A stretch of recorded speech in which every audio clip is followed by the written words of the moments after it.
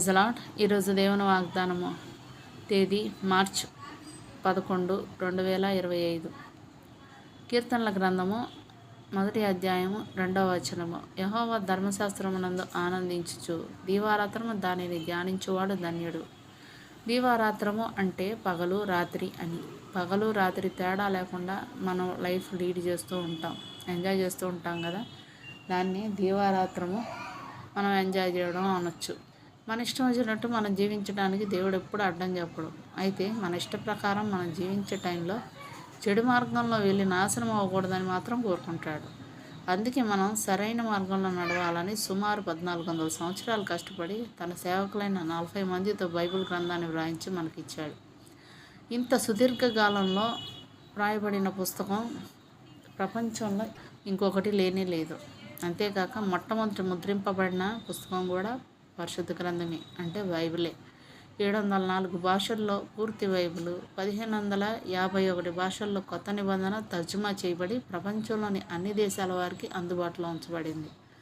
Bible గ్రంథం ప్రజల వద్దకు చేరకుండా ఉండడానికి సాతాను ఎన్నో ప్రయత్నాలు చేసింది. ఇంతకుముందు బైబిల్ చదవాలంటే మనం కొనుక్కొని చదవాలి. ప్రస్తుతం ఇంటర్నెట్ ద్వారా ప్రతి ఒక్కరికి ఉచితంగా దొరుకుతుంది. అంతేకాకుండా ప్రతి ఒక్కరికి సెల్ ఫోన్లో కూడా అందుబాటులో వచ్చిందంటే మనిషి జీవితానికి పరిశుద్ధ గ్రంథం ఎంతో అవసరం. కాబట్టే ప్రతి ఒక్కరు చదవడానికి వీలుగా విరివిగా లభ్యమయ్యే ఏర్పాటు దేవుడు చేశాడు. అంతటి విలువైన బైబిల్కి మనం ఇచ్చే విలువ ఎంత? తమ జీవిత కాలంలో ఒక్కసారి కూడా బైబిల్ను పూర్తిగా చదవని క్రైస్తవులు తమ అవసరానికి మాత్రం దేవుని దగ్గరకు రావడానికి ఏమాత్రం సిగ్గుపడరు. బైబిల్ గ్రంథాన్ని తమ జీవితంలో ఏమాత్రం విలువ లేదు అనడానికి ఇంతకంటే నిదర్శనం ఏముంటుంది చెప్పండి?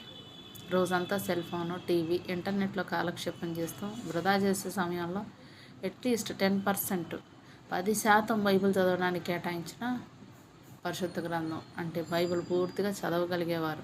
ఈ ధర్మశాస్త్రము నీవు బోధింపక తప్పిపోకూడదు, దానిలో వ్రాయబడిన వాటన్నిటి ప్రకారం చేయుటకు నీవు జాగ్రత్త పడినట్లు దీవారాత్రం దాన్ని ధ్యానించినట్లా నీ మార్గమును వర్ధిల్ల చేసుకొని చక్కగా ప్రవర్తించదు అని యెహోషువ గ్రంథం 1వ అధ్యాయం 8వ వచనంలో రాయబడి ఉంటుంది.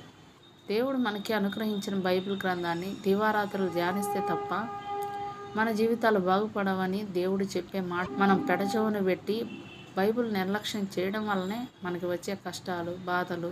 దేవుడు మనల్ని చూస్తున్నప్పటికీ సహాయం చేయడం లేదు. మన కష్టాల్లో, బాధల్లో దేవునికి మొరపెట్టినప్పుడు మన ప్రార్థన వినడు. మనం సహాయం కోసం చేతులు చాపనప్పుడు మన వైపు చూడకుండా కళ్ళు మూసుకుంటున్నాడు. యెషయా గ్రంథం 1వ అధ్యాయం 15వ వచనం చూసినట్లయితే, మీరు మీ చేతులు చాపనప్పుడు మిమ్మల్ని చూడక నా కన్నుల కప్పుకొందును. మీరు బహుగా ప్రార్థన చేసినను నేను వినను. మీ చేతులు రక్తంతో నిండి ఉన్నాయి అంటున్నాడు. ప్రపంచం అంతా దేవుడు పంపిన తెగుళ్లతో, ప్రకృతి వైపరీత్యాలతో నాశనం అవుతుంటే మనం ఏమాత్రం భయం లేకుండా విందులు, వినోదాలు అంటూ లైఫ్ని ఎంజాయ్ చేస్తూ జీవిస్తున్నాం. ఆ నాశనం నుండి మనం కూడా తప్పించుకోలేమన్న గ్రహింపు మనకు కనీసం. కాబట్టి దేవునిలో మన మార్గాన్ని వర్ధిల్ల చేసుకొని మన జీవితం దేవునికి ఇష్టంగా మలుచుకోవాలంటే దీవారాత్రము బైబిల్ని ధ్యానం చేయాలి. బైబిల్ గ్రంథాన్ని ధ్యానించడానికి ఇకనైనా పూర్తిగా చదవడానికి మనం సిద్ధమా?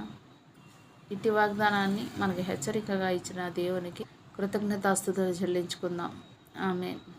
దేవుడు తన పరిశుద్ధ వాక్యాన్ని మనం వెనుకటి అందు దీవించును గాక. ఆమేన్.